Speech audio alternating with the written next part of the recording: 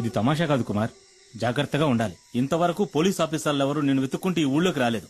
ఇదే మొదటిసారి. కుమార్ ఏం చేశాడని? చూడనా, నువ్వు విషయం తెలియకుండా మాట్లాడుతున్నావు. పులిని చంపిన కేసు అయితే దానికి జామీన్ కూడా ఇవ్వరు. నేనే పులిని చంపానడానికి సాక్ష్యం ఏమిటి? అయ్యో కుమార్, ఎఫ్ఐఆర్ రాసింది ఆర్కే గనుక దానికి సాక్ష్యాలేం అక్కర్లేదు, ఆధారాలు అంతకంటే అక్కర్లేదు. అడవిలో ఏ మృగాన్ని చంపిన కేసైనా రేంజరే స్వయం సాక్షి అవుతాడు. కోర్టుకు అది సరిపోతుంది. అది చాలదన్నట్టు ఆర్కేను కొట్టిన కేసు ఒకటి. దివాకర్ చెప్పింది కూడా నిజమే కుమార్. కొన్నాళ్ళ పాటు నువ్వు ఎక్కడైనా ఉండడం మంచిది. ఎందుకని? నేనేం వెతుక్కుంటూ వెళ్లి అడవిలో ఉన్న పులుల్ని చంపలేదే. చంపాను నిజమే. ఊళ్ళోకి చొరబడి పులియూరు ప్రజల్ని దారుణంగా చంపిన వాటిని చంపాను. అదేం పెద్ద నాకు తప్పనిపించట్లేదు. ఊళ్ళో వాళ్ళని పులి చంపితే కేసు లేదు, ఊళ్ళో వాళ్ళని చంపిన పులిని ఈ కుమార్ చంపితే కేసు. ఈ పని కోసం నన్ను ఉరి తీసినా సరే ఆ రేంజర్ లాంటి ఎదవలకు భయపడి అడవిలోకి వెళ్లి ఎక్కడో తలదాచుకోవాల్సిన అవసరం నాకు లేదు.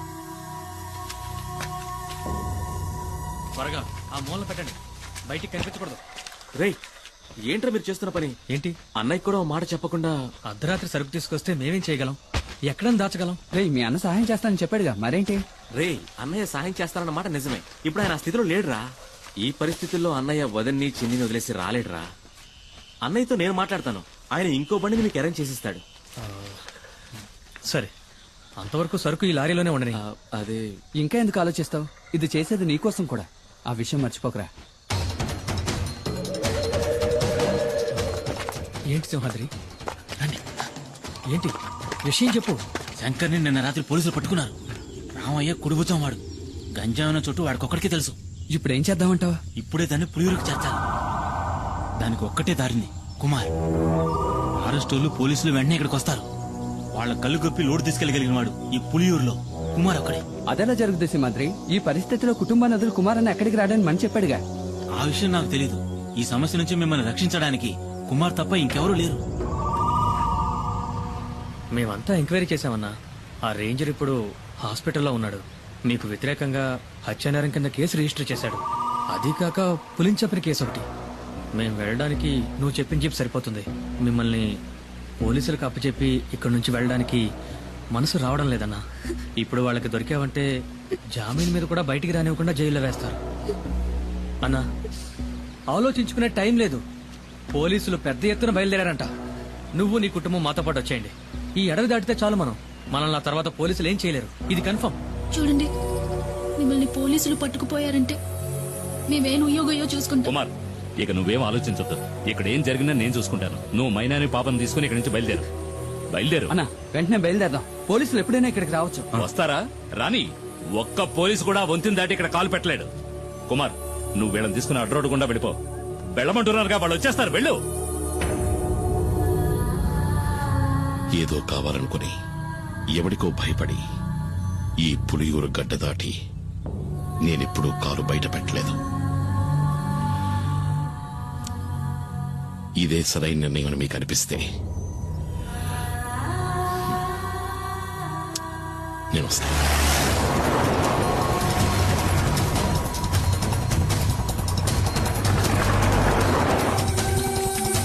అన్న, త్వరగా రండి.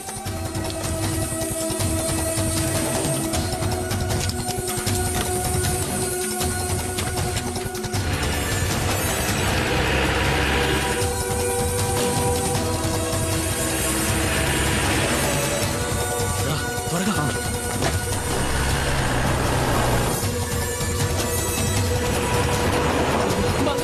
కాపాడు. ఏంట్రా? పోలీసులు ఎన్కౌంటర్ చేయాలని చూస్తున్నారు. ఎందుకు? ఆ రేంజర్ పిల్లలు స్నానం చేస్తుంటే తెలియక తొంగి చూసారా? కమాన్, నువ్వు వెళ్ళి ఇక్కడి నుంచి. నేను వంతిని పేల్చేయబోతున్నాను.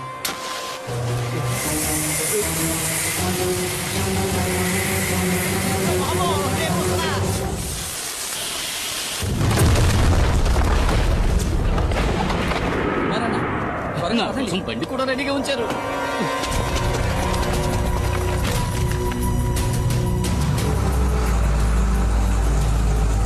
వాడు కుమారే కదా? అవును సార్. వాడు కూప్ రోడ్ దారి నుంచి తప్పించుకోవాలని చూస్తున్నాడు. మనం ఎస్టేట్ దారిలో వెళ్ళామంటే అడవి దాటేలోపు పట్టుకోవచ్చు. Don't waste the time, move fast sir.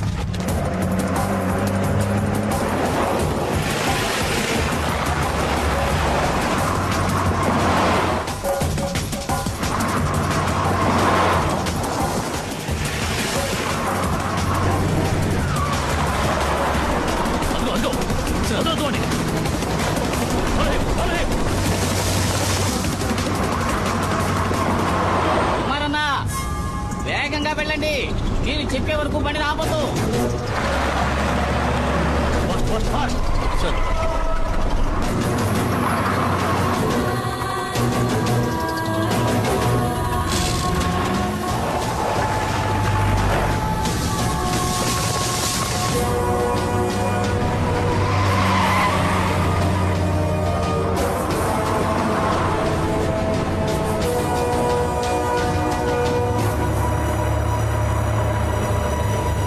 కుమారన్న పోలీసులు దొరికితే అంతే, లారీ మొత్తం గంజాయే.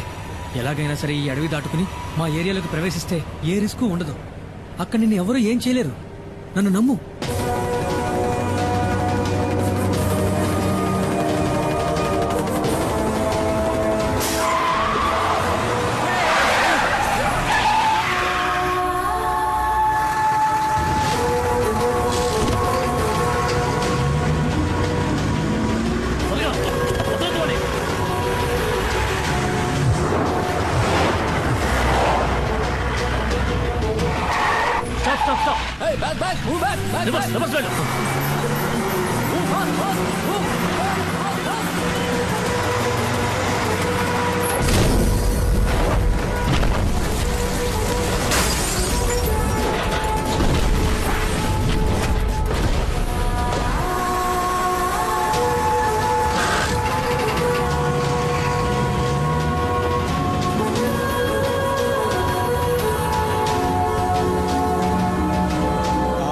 పులియూరు వదిలిపెట్టి వెళ్లిన కుమారు అతని కుటుంబము మంగళాపురం దగ్గర డాడీ గిరిజా సంరక్షణలో ఉన్నారు. ఇక్కడున్న కేసును మాఫీ చేయిస్తానని చెప్పి ఆ డాడీ గిరిజా కుమార్కి మాటిచ్చాడు. బాధపడొద్దు, అతను తప్పకుండా తిరిగి వస్తాడు. నీ గురించి నేను చెప్తాను, తప్పకుండా సహాయం చేస్తాడు. బాబు, అడగటం మరిచాను, ఆ కుమారుతో ఎవరొచ్చారని చెప్పాలి?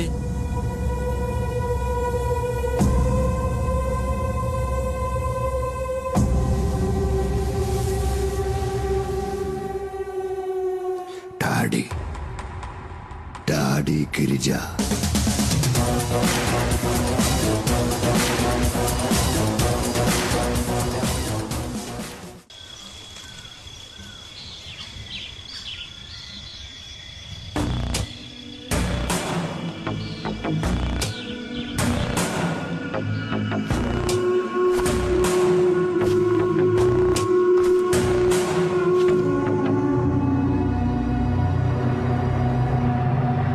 మనం ఎంత దూరం వచ్చాం, ఒక్క పోలీసుడు కూడా మనల్ని అడ్డుకోలేదు చూసారా? గంజాయాకును పొడిగా చేసి లారీలో ఎక్కించినప్పుడు ఏదో అనుకున్నాను మీ గురించి. ఇప్పుడు కదా అర్థమైంది, దేహ బలమే కాదు మీకు బుద్ధి బలం కూడా ఎక్కువని. కొంచెం మెల్లగా వెళ్ళు. పరిగెట్టిని బాగా లాక్కట్టారు కదా, రోడ్లు గడ్డెక్కడ జారుదుగా. ఇలాగే తీసుకువెళ్ళి పశువులకు మేతగా వేయకుండా ఉంటే చాలు.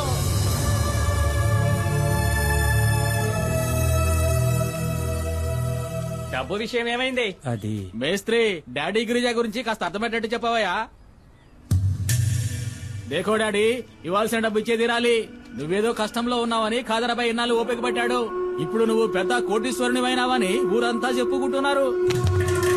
ఈ విషయం తెలిసిన ఖాదర్బాయ్ పాత బాకీ తీరు సమానంలో ఏం తప్పున్నది? బషీర్, వ్యాపారం నుంచి వీళ్ళు విడిపోయినప్పుడు ఈయన కాదరకు ఇవ్వాల్సిన డబ్బు ఎంత అనేది కాదరకు మాత్రమే తెలిసిన లెక్క. ఇంకెప్పుడు ఆ డబ్బు వసూలు కోసమని ఇక్కడికి రాకండి, సరేనా? ఇదే గనక మీ నిర్ణయం అయితే చాలా పెద్ద గొడవలు అయిపోతాయి. ఖాదర్బాయ్ తో గనక పెట్టుకున్నారనుకోండి, నీకు తెలుసుగా ఎలాంటి వాడో. రంగంలోకి దిగినాక ఏం చేస్తాడో ఎవరికి తెలియదు.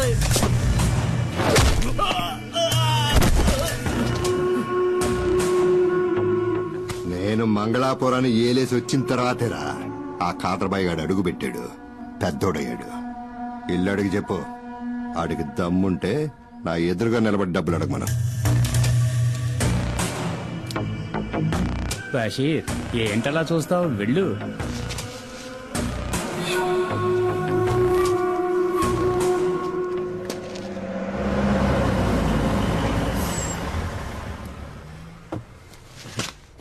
రాన్నా. డాడీ, ఈయనే కుమార్. సరకు లారీలో ఉంది. ఈయన వాళ్ళ ఊళ్ళో ఉండలేని పరిస్థితి, అందుకని నేనే కుటుంబంతో సహా ఇక్కడికి తీసుకొచ్చాను.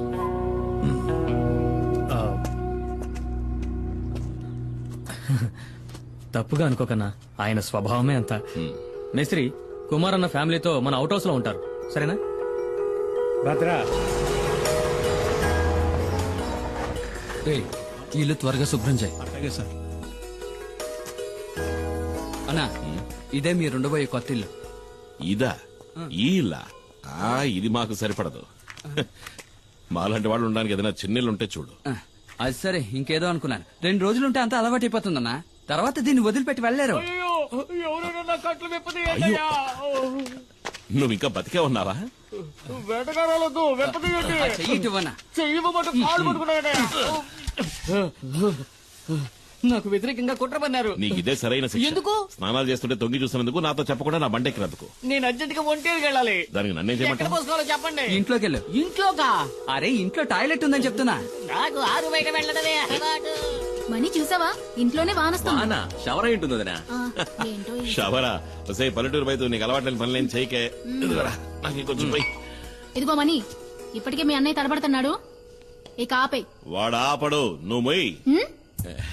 వద్దులే. రేమణి, నీకు విషయం తెలుసా? ఒకప్పుడు ఒక జ్యోతిష్కుడు నా చేయి చూసి చెప్పాడు, రే కుమారు, నీకు రాజభవనంలో ఉండే యోగం ఉందిరా అని. అది నిజమైందిగా. జైలుకెళ్లే యోగం ఉందో లేదో ఆ జ్యోతిష్యుని అడిగి చూడు. ఒక్కో రోజు ఇక్కడ జరిగే ఎన్ని సూతా ఉంటే మనశ్శాంతి లేకుండా పోతుంది. ఈయన ఆ రోజు సిద్ధగొట్టిన ఫారెస్ట్ రేంజరు చావు బతుకుల్లో ఉన్నాడు. అవసరమైతే ఇంకా కొడతాను. ఎల్లి కొట్టు.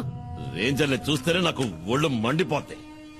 వాళ్లే మా నాన్నని పులి చేత చంపించిన లుచ్చాగాళ్ళు. వాళ్ళు వదిలిపెట్టను. నన్ను ఉరిదీస్తారా ఏంటి? ఆడు సచ్చాడంటే అదే గతి. పోయిరా సుబ్రమణి, ఇంకా పోయి. తాగి తాగి సావుని. కరెక్ట్ గా చెప్పావు. అక్క చెప్పిన దాంట్లోనూ విషయం ఉంది. మీరు ఇలాంటివి తాగి చావకూడదు. మిగతా నేను రేయ్, ముట్టుకున్నావనుకో చెయ్యి నరికేస్తా. ఇదిగో సుబ్రమణి, నాకు గ్యాస్ వెలిగించడం చేత కాలేదు. బయట పోయేట్టివ్వు, అన్నం వండుతాను. ఉండదునా, గ్యాస్ పై నేను వెలిగిస్తాను. అయితే రా. ముట్టుకున్నావో? ఒకసారి దేనికి తల్లి? వెళ్ళి ఏంటో అడగన్నా. జాగ్రత్త. తాకనే తాకను. తాకేవో అయిపోతావు.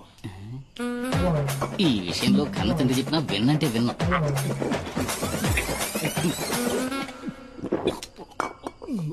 ఏంటి తల్లి? ఆ? ఇది చూసావా? రాదే, రాదే.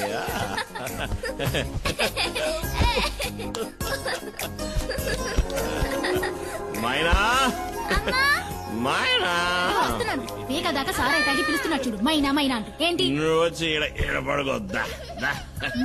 దీనికి తక్కువ లేదు. నోరు మూసుకొని పడుకో. పడుకోమన్నానా? ఇదిగో, రా. పద వెళ్దాం. నువ్వు పడుకోవా? కొట్టేననుకో.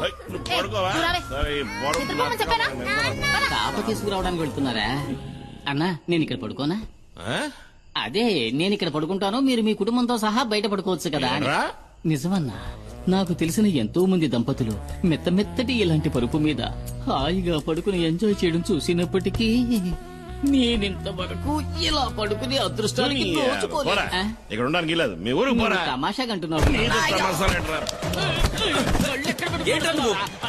రేయ్, మళ్ళీ నువ్వు నా కండ పడ్డావో చంపేస్తాను నిన్ను. అనయ్య, అనయ్య, ఆ? వాడిని ఇక్కడి నుంచి పంపించేస్తే మనం ఇక్కడ ఉన్న విషయం పోలీసులకు చెప్పేస్తాడు కదా. అయ్యో, అదొకటి ఉంది కదా. రేయ్, రేయ్, ఆగు. అక్కడే ఆగు. ఈ రాత్రి కుదిరే అన్నా, రేపు తెల్లారుజామున వెళ్ళిపోతాను. పోనీ ఎల్లుండి, ఆవలెల్లుండి. ఏయ్, మర్యాదగా చెప్తున్నా. నేను మర్యాదగానే నువ్వు వెళ్తా. ఉండమన్నాను కదా అని ఎదవేసారేసావనుకో, అంతే సంగతి. గుత్తి గులాబ్ జామ్ అయిపో. లేదన్నా, మన ఊరి పోలేరమ్మ మీద ఒట్టు. ఎవరు స్నానం చేస్తున్నా నేను తొంగి చూడను. నేను అసలు స్నానం చేయను. ఒకవేళ చూస్తే నీ తల పగిలిపోద్ది. అబ్బా. కుమారన్న, ఒక చిన్న ప్రాబ్లం. ఏంటి? లారీలో ఉన్న సరుకు ఎలాగైనా ఈ రోజు రాత్రికే ఫార్మసీకి చేర్చాలి. ఫార్మసీ అది ఎక్కడ ఉంది? ఇక్కడ నుంచి 3-4 గంటల ప్రయాణం ఉంటుంది. త్వరగా వచ్చి బండి తీయనా? అయ్యో, నేను ఇప్పుడు బండి తీయలేను. అదేంటి? కొద్దిగా వేసుకున్నా. మందు కొట్టి నడిపితే నెమల వాహనానికి కోపం వస్తుంది. ఇంతకుముందు 2 సార్లు అట్లా జరిగింది కూడా. మనం రేపు ఉదయం. అయ్యో కుమారన్న, అది మంచిది కాదు. రాత్రిలో లోడ్ దించేయాలి. పొగలైతే చాలా రిస్క్ అవుతుంది. ఇబ్బంది పెట్టకండి. సరే, పర్వాలేదన్నా. లారీ తాళాలివ్వండి, నేను తీసుకెళ్తాను. వద్దు అన్నా, తెల్లారలోపు నీ లారీ ఇక్కడ ఉంటుంది. వేరే దారి లేదన్నా, ప్లీజ్ అన్నా. నా నెమల వాహనాన్ని ఇంతవరకు ఎవరికి ఇవ్వలేదు. ఇవి తాళాలు కావు, నా ప్రాణం. ఆ? జాగ్రత్తగా నడుపుతాను. జాగ్రత్తగా థాంక్స్ అన్న. నడుపు, ఆ? వస్తాను. అదే బాబా తమ్ముడు.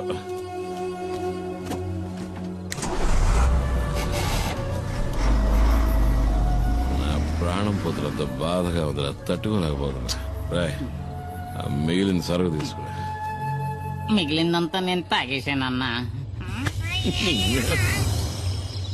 మనసా కవ్వించకే నన్నిలా. ఏంటి తెల్లారగానే స్నానం చేసి అలవాట్లేదా? నాకు తెలుసులే. చేసేటప్పుడు చెప్పు, మన ఉద్యోగం అందరికీ సాయం చేయడమే. నీ సాయం కావాల్సినప్పుడు చెప్పి పంపిస్తాలే. ఓ రైసులు చూద్దాం. జానికే కదా నీ పేరు? కాదు, సుమతి. ఏం కావాలి నీకు? అదే మామూలుగా ఇంటి పనులు చేసేవాళ్ళ పేరు జానికనే ఉంటది. వెళ్తావా? చీపురు కట్టి తిరిగేయాలా? రేయ్, ఏంట్రా తనతో? ఏం లేదన్నా, తను నాకు గేలం వేయాలని చూస్తుంది. ఏంటి? తను నాకు గేలం వేయాలని చూస్తుంది అంటున్నా. నేను చిక్కుతానా? నా లెవెల్ ఏమిటి, ఆ పని మనిషి లెవెల్ ఏమిటి? అన్నట్టు మర్చిపోయిన తను రాత్రి వెళ్ళిన బండి ఇంకా రాలేదేంట్రా? ఇంకా రాలేదా? అవును. ఒకవేళ యాక్సిడెంట్ అయి బండి లోయలో పడి ఖాళీ బూడిదైపోయి ఉంటే రేయ్, నీ దరిద్ర పునరు డబ్బును ఎదవా. అలా జరుగుంటుందేమో అన్నానంతే. మనసా కవ్వించకి శశి శశి శశి. నెమలి వాహనం రాలేదు, నా లారీ ఇంకా రాలేదని చెప్తున్నా. లారీయే కదా వస్తుందిరే. అన్నా, అతనంత కష్టపడుతుంటే వాళ్ళంతా సాయం చేయకుండా అలా చూస్తూ నుంచుంటారేంటి? మనం వెళ్ళి చేద్దామా? ఆయన దండేలు తీస్తున్నాడు రా. 96. ఏంటి కుమార్, పోటీకొస్తావా? వద్దు సార్, వాడతారు. ఈ విషయంలో అన్నను ఓడించే వాళ్ళు ఎవ్వరూ ఉండరు. అన్న పులి కదా. మీరా నాకేదైనా ఓ పని ఇప్పించండి సార్. నేనేమీ చేయకుండా ఊరికే తిని నాకు కూర్చోను. కూడా ఊరికే ఉండడం ఇష్టం ఉండదు. అయితే నేను ఇక్కడ ఉన్న బళ్ళని కడిగేస్తాను. కొంచెం ఆలోచించేయన్నా. పరా, అయితే నువ్వు వెళ్ళి ధైర్యంగా కడిగానా? మురికి ఎక్కడుందో నేను చూపిస్తాను. గుద్దినట్టే వెళ్ళి 2 బకెట్లు నీళ్లు తీసుకురా.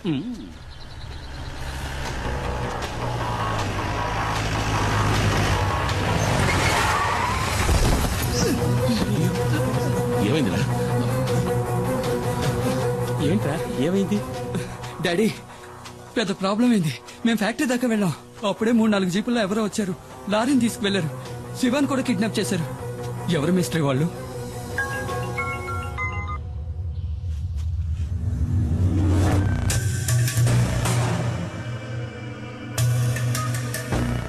తీసుకెళ్ళింది కాదురా, డిమాండ్ 1.5 కోటి. అడిగింది ఇచ్చేద్దాం. అబ్బాయి ప్రాణాలతో చెలగాటం వద్దు. మనకు అబ్బాయే కదా ముఖ్యం. వాళ్ళకి లారీలో గంజాయి ఉన్న విషయం తెలియదు. అది తెలియకముందే